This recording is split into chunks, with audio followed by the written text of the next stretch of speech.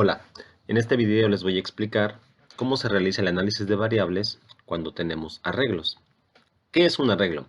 Bueno, vamos a definir un arreglo como un grupo de variables del mismo tipo, recordando que una variable es un espacio en la memoria. Como lo hemos hecho en análisis de variables anteriores, lo primero que tenemos que hacer es crear las variables. Esta creación de las variables se identifica en el primer bloque, si se dan cuenta. A diferencia de los ciclos pasados que hemos analizado, ahora nos encontramos con que tenemos aquí bec, pero tenemos, si se dan cuenta, un corchetes 4. Este número 4 que está aquí nos está indicando el número de variables que vamos a crear. Es como una forma abreviada de crear variables. En lugar de escribir bec1, bec2, bec3, bec4 para crear 4 variables, lo puedo hacer de esta manera.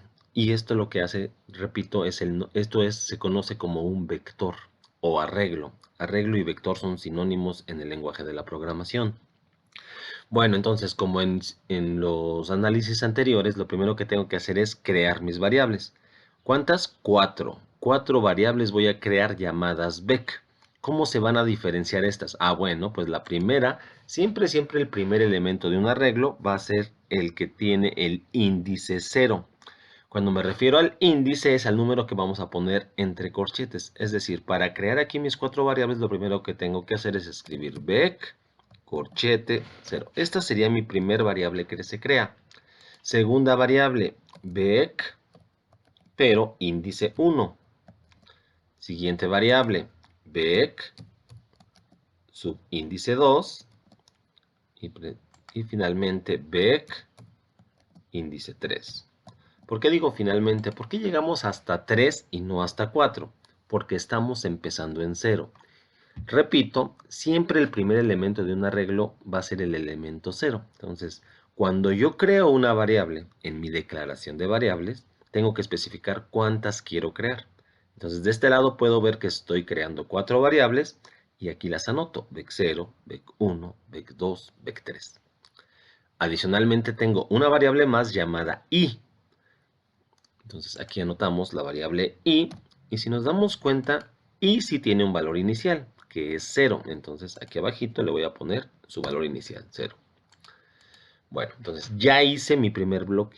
Entonces, si se dan cuenta, la única diferencia fue el uso del índice, porque insisto ahora, a esto se le conoce como vector. Entonces, bueno, ya creé mi variable.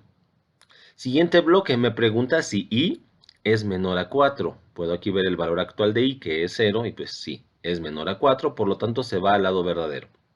Para llegar a este bloque, donde vean ahora que me dice bec i, es decir, para saber a cuál de todas estas variables me estoy refiriendo, tengo que ver el valor de i.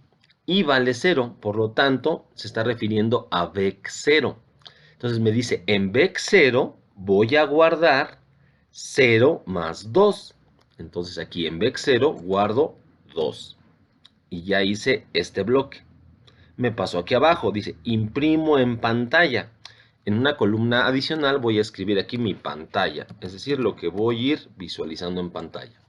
Entonces me dice, en pantalla imprimo bec i. Nuevamente aparece esta notación de bec corchetes i. Insisto, para saber a cuál de estas variables se refiere, tengo que saber el valor de i, que es 0. Por lo tanto, dice que imprimo en pantalla bec 0. ¿Cuánto vale bec 0? 2. Entonces, en pantalla imprimo el número 2. Me paso al siguiente bloque donde me dice incremento el valor de i.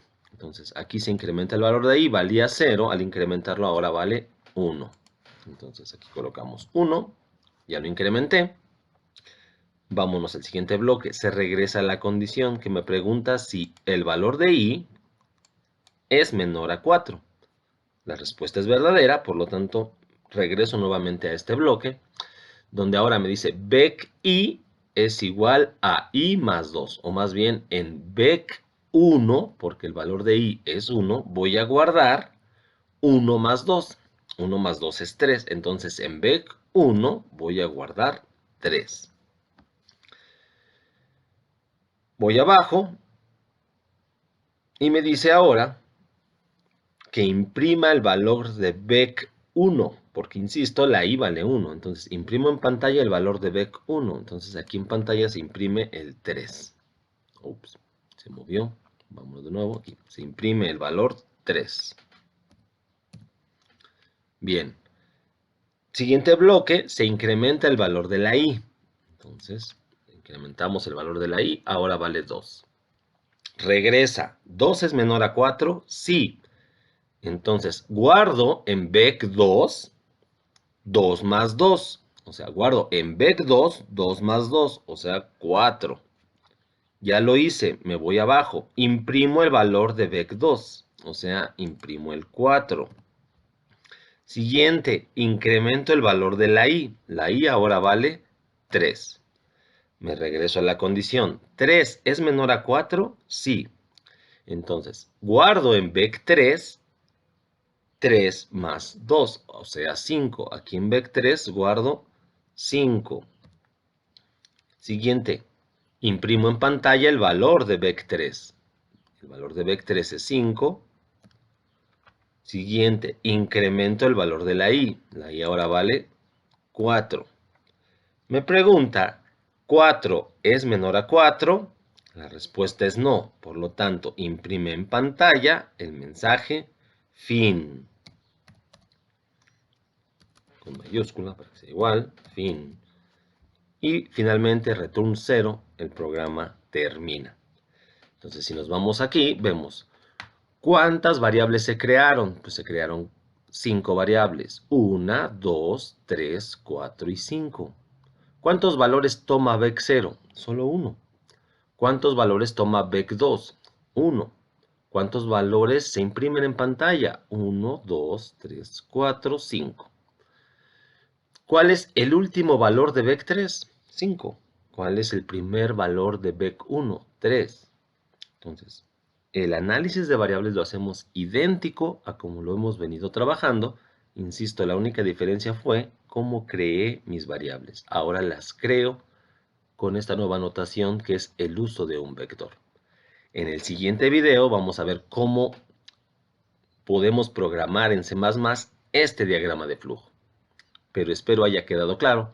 De todas maneras, en un video adicional haremos otro ejercicio parecido a este.